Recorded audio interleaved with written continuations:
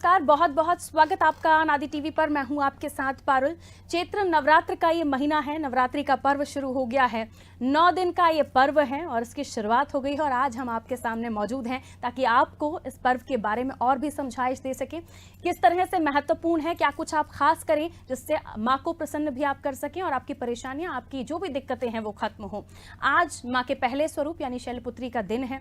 आज माँ को आप कैसे प्रसन्न करेंगे, किन बातों का आपको ध्यान रखना है, क्योंकि आज पहला दिन है तो कलश स्थापना भी आपको करनी है। तो किन बातों का ध्यान रखते हुए आपको एक एक कदम, एक एक स्टेप पूजा की तरफ बढ़ाना है, इन छोटी चीजें लेकिन बड़ी महत्वपूर्ण चीजें आपको बताने वाले हैं। और हमारे साथ इन तमाम चीजों को साझा करने के लिए मौजूद है पंडित अरविंद तिवारी जी, ज्योतिषाचार्य पंडित अरविंद तिवारी जी हमारे साथ मौजूद हैं। और लगातार 9 दिन हम माता के स्वरूप के बारे में बात करेंगे और 9 देवियों का एक एक दिन किस तरह से आप प्रसन्न कर सकते हैं। हर वो दिन खास होने वाला है और हर वो दिन खास इंफॉर्मेशन के साथ, खास बातों के साथ हम आपके सामने आएंगे। तो आज के कार्यक्रम की शुरुआत करते हैं, पंडित जी से सवाल ले लेते हैं। नवरात्रि का ये साल है, हम देख रहे हैं कि क्योंकि हर साल कुछ ना कुछ हम देखते हैं कि नया होता है। इस बार ये नवरात्रि क्यों खास है पंडित जी, और इस नवरात्रि में कौन सी वो राशियां हैं जिसमें ग्रह परिवर्तन हो रहा है। और नवरात्रि की क्योंकि पूजा अर्चना काफ़ी लोग बहुत महत्व मानते हैं और काफ़ी लोग शुरुआत में उपवास भी रखते हैं, 9 दिन का भी रखते हैं, कई लोग नंगे पैर रखना, काफ़ी कठिन उपवास भी रखते हैं। तो क्या कुछ वो ध्यान रखें, किस तरह से पूजा करें, किस तरह से घट स्थापना करें, तमाम जानकारी हमारे दर्शकों के लिए आपकी तरफ से। बिल्कुल, और अनादि टीवी के जितने भी दर्शक हमारे इस प्रोग्राम को देख पा रहे हैं उन सभी को चैत्र नवरात्रि की बहुत बहुत शुभकामनाएं। चैत्र नवरात्रि, देखिए चैत्र नवरात्रि की प्रतिपदा यानी हिंदू नववर्ष गुड़ी पड़वा, जिसको हम कहते हैं सिंधी समाज के लिए चैती चांद। और आप देखिए कि विभिन्न जो निवासी हैं भारतवर्ष के, उन सभी के लिए अलग अलग नववर्ष की शुरुआत चैत्र मास के शुक्ल पक्ष की प्रतिपदा से मानी जाती है। अपने आप में बहुत बड़ा पर्व होता है। इस समय ग्रहों की जो स्थितियां होती हैं वो अपने आप में बहुत महत्वपूर्ण होती हैं। और सबसे महत्वपूर्ण चीज़, क्योंकि नवरात्रि शक्ति की आराधना का पर्व है, हमारे देश में ऋतु परिवर्तन से नवरात्रि मनाई जाती है। ऋतुओं का परिवर्तन होता है। अब हम बसंत ऋतु से निकलकर ग्रीष्म ऋतु की तरफ आगे बढ़ रहे हैं। सूर्य अब पृथ्वी के बहुत पास आने वाला है, खासतौर से भारतवर्ष के बहुत पास आने वाला है। वर्तमान में सूर्य मीन राशि में चल रहे हैं, जो कि 15 अप्रैल के बाद अपनी उच्चतम राशि यानी मेष राशि में पहुंचेंगे। उस समय आपको गर्मी भी, सूर्य बहुत नज़दीक होंगे पृथ्वी से और अपनी उच्चतम राशि में होंगे।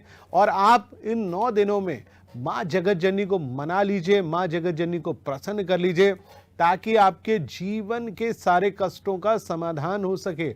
और जैसा हम सभी जानते हैं कि 4 नवरात्रि होती हैं, 2 उदय नवरात्रि होती है, 2 गुप्त नवरात्रि होती हैं। और उदय नवरात्रि की शुरुआत, जिसका प्रारंभ चैत्र मास के शुक्ल पक्ष की प्रतिपदा से होता है। दूसरी जो उदय नवरात्रि होती है वो शारदीय नवरात्र कहलाती है, जो कि सितंबर और अक्टूबर के आसपास आती है। उस समय हम पूजा करते हैं। 2 नवरात्रियां गुप्त होती हैं, जिसमें केवल और केवल हम साधना करते हैं, साधना की नवरात्रि होती है।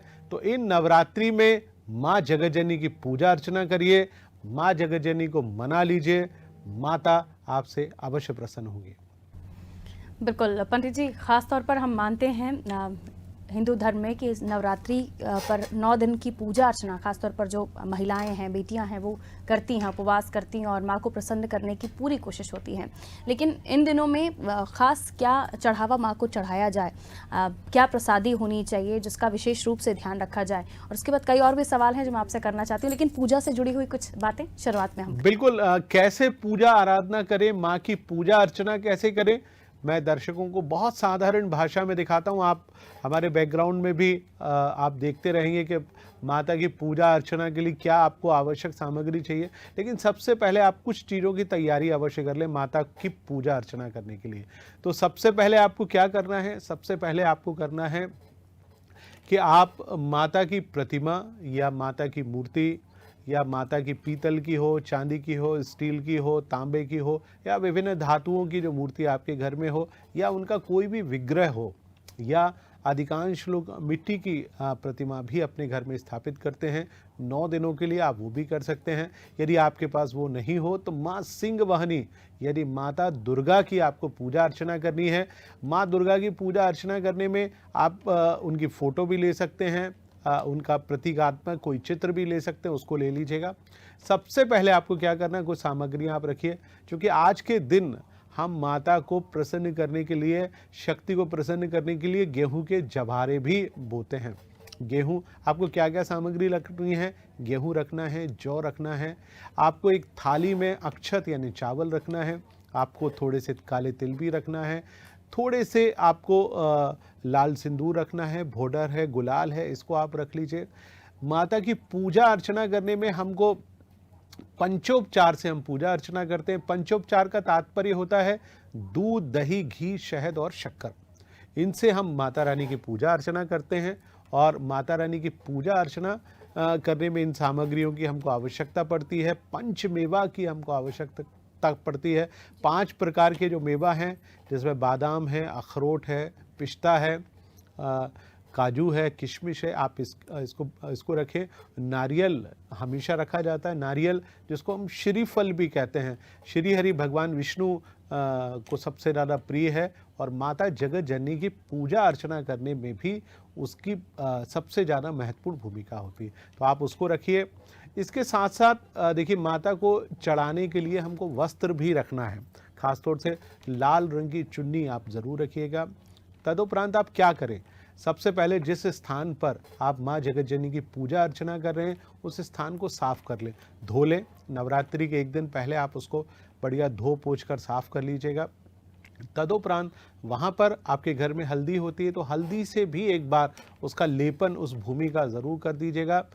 लेपन करने के तदुपरांत आप लकड़ी का एक पटा, हमेशा लकड़ी का पटा लेते हैं। यदि आम की लकड़ी के पटा मिले, राजस्थानी भाषा में उसको बाजोट भी कहा जाता है, तो आप लकड़ी का पटा या बाजोट ले लीजिए, धो लीजिए और उस सबसे पहले जहाँ पर आपने लीप कर उस स्थान को जो शुद्ध किया है, वहाँ पर हमारे यहाँ जो आटा होता है उससे एक स्वास्तिक का चिन्ह बनाया जाता है।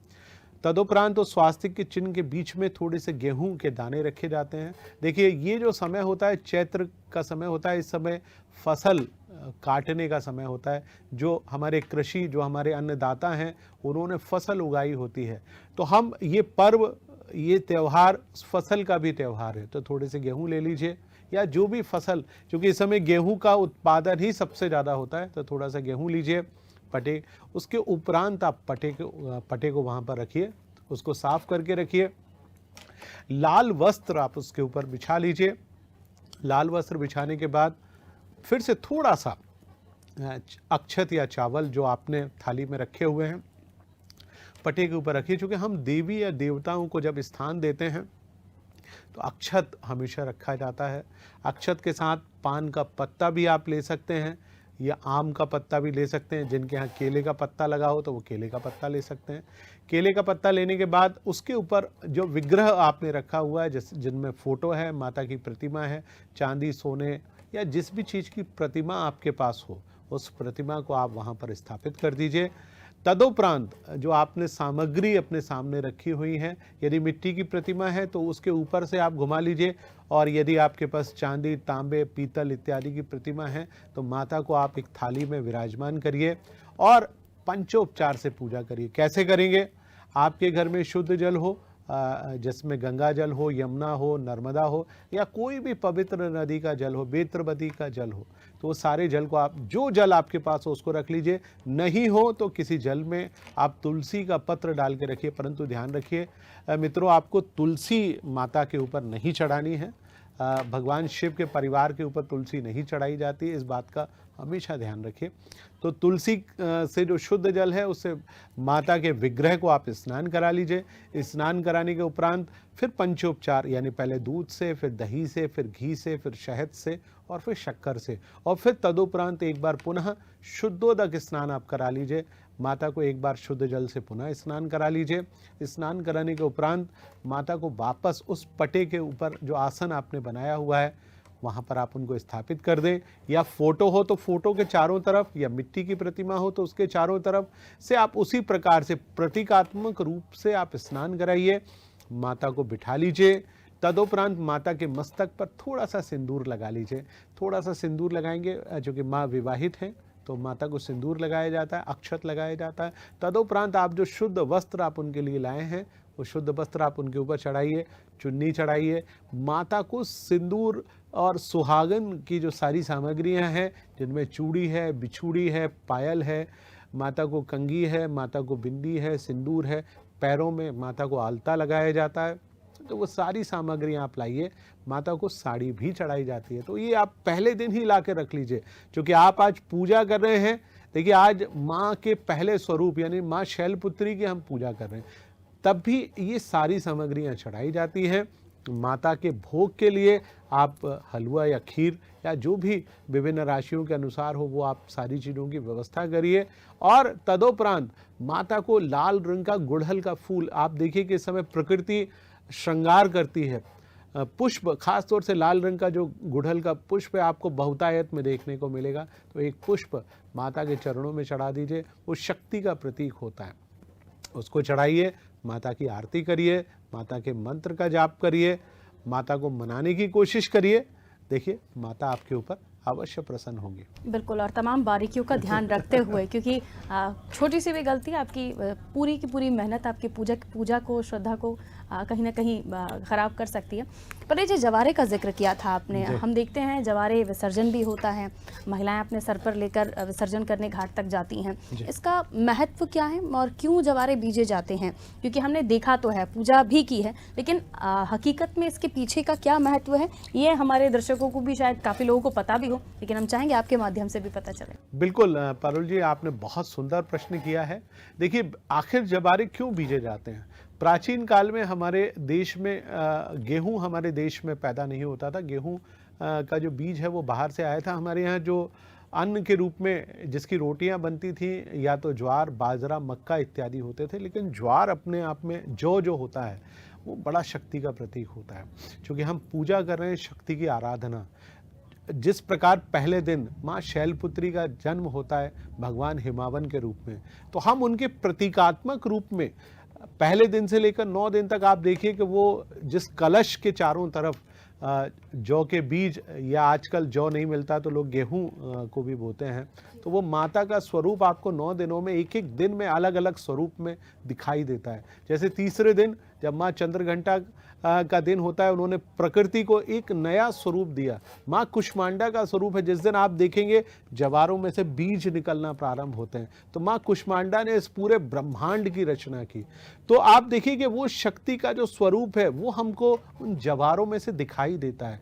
और चूंकि उनके जवारों का रस अपने आप में बहुत महत्वपूर्ण होता है, हालांकि उन जवारों को हम पीस के खा नहीं सकते, लेकिन माँ को प्रतीकात्मक रूप में, शक्ति के प्रतीक में और हमारी प्रकृति के प्रतीक में हम उनकी पूजा करते हैं। दिनों दिन उस पर जल चढ़ाते हैं, उनकी अक्षत से पूजा अर्चना करते हैं। जब वो जवारे बढ़ जाते हैं तो उन पर जैसे माता को चुनरी पहनाई जाती है, ठीक उसी प्रकार से उन जवारों के ऊपर चुनरी पहना के उनकी आरती करके माता को विदा किया जाता है। वो 9 दिन अपने आप में बहुत महत्वपूर्ण दिन है, आप करें। और इस प्रकार से आप जवारों का बीजन करेंगे। लेकिन ध्यान रखें, आप जिस कुंड में जवारे बो रहे हैं, सबसे पहले उस कुंड को आप साफ कर लीजिएगा। नया लेकर आएँ तो सबसे ज़्यादा महत्वपूर्ण होगा। उसमें आप स्वास्तिक का चिन्ह अवश्य बनाइएगा। स्वास्तिक का चिन्ह बनाने के तदुपरांत आप उसके बाद उसमें पहले मिट्टी, किसी कन्या के हाथ से यदि आप मिट्टी उसमें डलवाएंगे तो बहुत ही सुंदर होगा। और उसके बाद आप एक जवारों को, माने जौ को धोकर रात में भिगोकर आप रखें। सुबह प्रातःकाल उनको आप, जैसे हम धरती पर कृषि को बोते हैं वैसे ही आप उनको फैला दीजिए। फिर उसके ऊपर एक मिट्टी की लेयर बिछाइए।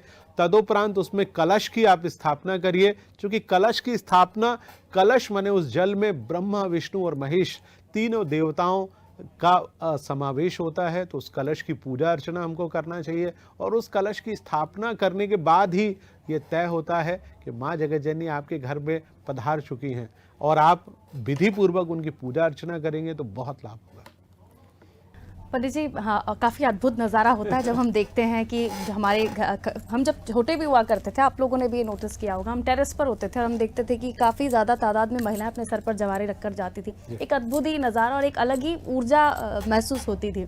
खैर, अगला सवाल मेरे दर्शकों के लिए मैं ले लेती हूँ। महाविद्याएँ इस वक्त ख़ास तौर पर इन विद्याओं की सिद्धि करने के लिए काफ़ी लोग प्रयास करते हैं और कई लोग अच्छे के लिए भी करते हैं, फ़ायदे के लिए भी करते हैं। और मैं चाहूँगी आपकी तरफ से पता चले कि आखिर किस तरह से हम वो पूजा करें या किन देवी को प्रसन्न करने के लिए हम ऐसा कुछ करें या ऐसा कुछ पूजा अर्चना करें जिससे जो महाविद्याएँ हैं उनको सिद्ध किया जा सके। बिल्कुल, देखिए सबसे पहले तो महाविद्याओं के बारे में जानने की आवश्यकता है। विद्या माने सरस्वती जिनकी हम बात करते हैं, महाविद्याएं माने महासरस्वती। हर चीज जो बड़ी है, जिस प्रकार से शक्ति की हमारे यहाँ 9 देवियां हैं, हम शैलपुत्री से लेकर माँ सिद्धिदात्री तक पूजा अर्चना करते हैं, वैसे ही काली से लेकर माता मातंगी की पूजा अर्चना की जाती है। परंतु खास तौर से आज के दौर में कुछ 3 महाविद्याएं हैं जिनकी पूजा अर्चना सबसे ज़्यादा होती है। उनमें सबसे पहली देवी है जो काली कुल की देवी है, माता महाकाली। उनकी पूजा अर्चना हमको करना चाहिए, की जाती है, जो कि सार्वजनिक रूप से जिनकी पूजा, जिनके मंदिर बहुतायत में हमको मिलते हैं, आप उनकी पूजा अर्चना कर सकते हैं। दूसरी जो देवी आजकल कलयुग में सबसे ज़्यादा प्रचलन है जिनकी पूजा, वो है माँ पीताम्बरा यानी बगलामुखी। तो उनकी पूजा अर्चना करना बहुत ही शुभ माना जाता है। हर प्रकार से शक्ति प्रदान करने वाली देवी हैं। तीसरी देवी माँ धुमावती हैं, स्मशान की देवी हैं, उनकी भी लोग पूजा अर्चना करते हैं। सामान्यतः घर में पूजा अर्चना नहीं की जाती। चौथी जो महाविद्या देवी है जिसकी पूजा अर्चना करने से आपको इस संसार में हर कुछ चीज़ें प्राप्त होती हैं, जिनको माँ राज राजेश्वरी त्रिपुर सुंदरी के नाम से जाना जाता है। उनका एक दूसरा नाम है श्री विद्या। श्री माने लक्ष्मी, विद्या माने सरस्वती। माता लक्ष्मी और माता सरस्वती का ये मूल एक प्रकार से मूल है जिनकी आप पूजा अर्चना करेंगे। आपने नाम सुना होगा श्री यंत्र का, लोग अपने घर में श्री यंत्र को रखते हैं, तो वो श्री विद्या का ही एक स्वरूप है। श्री यंत्र दुनिया का एकमात्र ऐसा यंत्र है जिससे आप हर चीज़ प्राप्त कर सकते हैं। आपके घर में धन, वैभव, विलासिता, किसी भी चीज़ की कोई कमी नहीं हो पाती है। तो ये सारी चीज़ें हम यदि श्री विद्या की साधना करें, लेकिन महाविद्याओं की साधना में मैं अपने सारे दर्शकों को यही बताना चाहूँगा कि आप किसी योग्य व्यक्ति से इसकी दीक्षा लें, तभी आप इनकी पूजा अर्चना करें। अन्यथा आप केवल इनका नाम लेकर भी पूजा अर्चना कर सकते हैं। साधारण रूप में पूजा अर्चना करेंगे तो मुझे लगता है आपको अवश्य लाभ होगा। बिल्कुल पंडित जी, तमाम बातें जो पूजा से जुड़ी हुई थी, विधि विधान, जो भी हमें जिन बातों का ध्यान रखना है खासतौर पर जब आप पूजा कर रहे हैं, इन तमाम चीज़ों के बारे में हमने लगभग सवाल ले लिए। अब बारी आती है, क्योंकि इस दौरान दान करने का बड़ा महत्व होता है और ख़ासतौर पर कन्याओं को दान करना बेहद महत्वपूर्ण माना जाता है। तो राशियों के हिसाब से कौन सी वो चीज़ हमारे जो दर्शक हैं, उनमें जो जातक हैं, वो किस तरह से कौन सी वो चीज़ चढ़ाएं माता को, माँ प्रसन्न हो जाए, और कौन सी चीज़ों का वो दान करें? बिल्कुल, बहुत सुंदर आपने प्रश्न किया। देखिए, पहला ही दिन, चूंकि इस चैत्र नवरात्रि में बहुत सारे बड़े ग्रहों का परिवर्तन हो रहा है।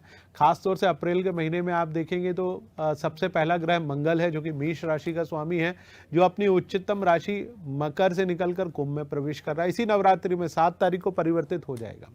दूसरा ग्रह है बुध, जो कि अपनी निम्नतम राशि यानी मीन से निकलकर मेष में प्रवेश कर रहा है। तीसरा ग्रह इसी नवरात्रि में परिवर्तित होगा, वो होगा शुक्र। शुक्र अपनी उच्चतम राशि यानी मीन की तरफ आगे बढ़ेगा। सूर्य इसी नवरात्रि के बाद मीन से निकलकर मेष में प्रवेश करेगा। और 2 सबसे बड़े ग्रह राहु और केतु, जो कि अप्रैल के महीने में परिवर्तित हो रहे हैं, जो कि मेष राशि में राहु जा रहा है और तुला राशि में केतु जा रहा है। और दूसरा गुरु ग्रह अपनी उच्चतम राशि यानी मीन में प्रवेश कर रहा है। तो अब आप देखिए कि लगभग सारी राशियों के जातक कहीं ना कहीं प्रभावित होंगे। तो आप अपनी राशियों के अनुसार कुछ ऐसा करें जिससे माता प्रसन्न हो। सबसे पहला, आप राशियों के हिसाब से कुछ चीज़ें माता को भेंट स्वरूप रखें। यदि आप मेष राशि के जातक हैं, चूँकि राहु आपको तंग करने वाला है, मैंने आपकी पूजा की थाली में काले तिल रखवाए थे, तो आप काले तिल को पान के पत्ते के ऊपर माता जगत जननी को चढ़ा दीजिए। राहु का जो प्रभाव है उसमें कहीं ना कहीं कमी आएगी। तिल नहीं चढ़ा सकते तो तिल से बना हुआ भोग चढ़ा दीजिए, खासतौर से गजक है लड्डू हैं या बर्फ़ी भी इन दिनों में प्राप्त होती है, तो आप वो भी चढ़ा सकते हैं। यदि आप वृषभ राशि के जातक हैं, राहु आपकी राशि से निकल रहा है परंतु आपको केतु तंग करने वाला है, तो आप क्या करिए, केतु को प्रसन्न करने के लिए माता को कुम्भड़ा या काशी फल, जो हम लोग नवरात्रि में अष्टमी या नवमी के दिन उसकी बलि देते हैं, तो उसको आप पहले ही लाके माता के चरणों में रख दीजिए, माता उससे प्रसन्न होंगी। मिथुन राशि के जातक जिनके ऊपर से शनि उतरने वाला है लेकिन राहु फिर भी उनको तंग करेगा, तो वो क्या करें, माता को पान का बीड़ा चढ़ाइए, माता को पान जो लगा हुआ पान होता है उसका बीड़ा आप माता को लाके चढ़ा दीजिए, माता प्रसन्न होंगी। कर्क राशि के जातक जिनके ऊपर शनि का अशुभ ढैया आने वाला है, राहु और केतु भी परेशान करने वाले हैं, तो क्या करें, वो भी तिल युक्त मिठाइयों या माता को जो सबसे ज़्यादा पसंद है, क्या पसंद है, माता को हलवा और खीर बहुत पसंद है, तो आप हलवे और खीर सदाबहार भोग, हाँ सदाबहार भोग आप लगा दीजिए, माता बहुत प्रसन्न होती है, क्योंकि कर्क राशि का स्वामी चंद्रमा होता है, तो आप खीर का भोग लगा दीजिए। सिंह राशि जो कि बहुत प्रसन्न होने वाली राशि और उसका राशि स्वामी अपने उच्चतम स्वरूप में जा रहा है, तो माता को लाल रंग का चुनरी आप जरूर माता को चढ़ाइए, माता बहुत प्रसन्न होंगी। कन्या राशि जिसके ऊपर से ढैया भी हट रहा है, राहु और केतु भी अब जिसको तंग नहीं करेगा, परंतु राहु अष्टम भाव में रहेगा जो आपके स्वास्थ्य को परेशान कर सकता है, तो आप क्या करिए, माता को आज इलायची, खास तौर से 5 इलायची आप ज़रूर चढ़ाइए, और ख़ास तौर से 7वें दिन जो काल रात्रि का दिन हो उस समय 5 मूली माता के चरणों में आप जरूर रखिए, माता आपसे अवश्य प्रसन्न होंगी। तुला राशि जिसके ऊपर केतु आने वाला है और सप्तम भाव में राहु रहेगा, राहु और केतु आपको परेशान करेंगे, तो राहु के निमित्त आप मूली चढ़ाइए और केतु के निमित्त आप अनार माँ जगज्जननी को चढ़ाइए, माता उससे प्रसन्न होंगी। वहीं हम वृश्चिक राशि की बात करते हैं, वृश्चिक राशि के ऊपर शनि का अशुभ ढैया आने वाला है, शनि आपको तंग करेगा, तो आप क्या करिए, माता को 7वें दिन, लेकिन आप अपने पास व्यवस्थित रूप से रखिए, 7वें दिन 5 बैंगन या 7 बैंगन, आप जो काले कलर के होते हैं बैंगन, अलग अलग कलर के आते हैं लेकिन काले स्वरूप के जो बैंगन हैं वो आप लाके रखिए और माता के चरणों में आप चढ़ाइए, लेकिन साथ में पालक ज़रूर रखिएगा। पालक और बैंगन आप चढ़ाते हैं, बाद में आप किसी को दान कर दीजिए या गाय को खिला दीजिए या किसी भी आप पशु को दे सकते हैं, तो वो बहुत श्रेष्ठकर साबित होगा। धनु राशि, चौथा आपको राहु केतु और शनि तीनों तंग करने आ रहे हैं, तो आपको क्या करना चाहिए, माता को केले या केले से बनी हुई चीज़ का भोग आप ज़रूर लगाइए, उससे माता प्रसन्न होंगी। मकर और कुंभ राशि, मकर राशि से शनि निकल रहा है और कुंभ राशि में शनि का प्रवेश हो रहा है, तो दोनों राशि के जातक क्या करें, माँ जगज्जननी को तिल से बनी हुई कोई भी चीज़ का भोग ज़रूर लगा दीजिए। खास तौर से आप चाहें तो नीले रंग का कमल मिल जाता है जो कि बहुतायत में मिलता है, तो आप वो भी चढ़ा सकते हैं। अंतिम राशि यानी मीन राशि के बारे में बात कर लेता हूं। देखिए, मीन राशि के ऊपर शनि की 7.5 शुरू हो रही है और वहीं राहु आपकी राशि से 2nd हाउस में बैठ रहा है और अष्टम भाव में केतु बैठेगा, तो ये समय ठीक नहीं है। तो आप तिलयुक्त चीज़ों का भोग लगाएं, गरीब और असहाय व्यक्तियों को भोजन कराएं और जो भी आपके यहाँ भोज्य पदार्थ है आप कृपया कर उसका दान अवश्य कीजिएगा।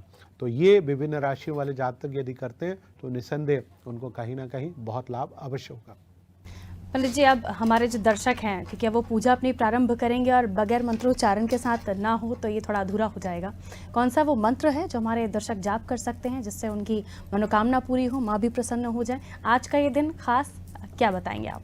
देखिए, आज के दिन जो सबसे सुंदर मंत्र है वो माँ जगज्जननी का मंत्र है, सर्व मंगल मांगल्ये शिवे सर्वार्थ साधके शरण्ये त्र्यंबके गौरी नारायणी नमस्तुते। तो आप इस हर प्रकार के मंगल को करने वाला ये मंत्र है, माँ जगज्जननी के इस मंत्र का आप जाप करें। यदि आप ये पूरा मंत्र नहीं कर सकते तो माँ का बहुत छोटा सा मंत्र है, ओम दुम दुर्गाय नमः।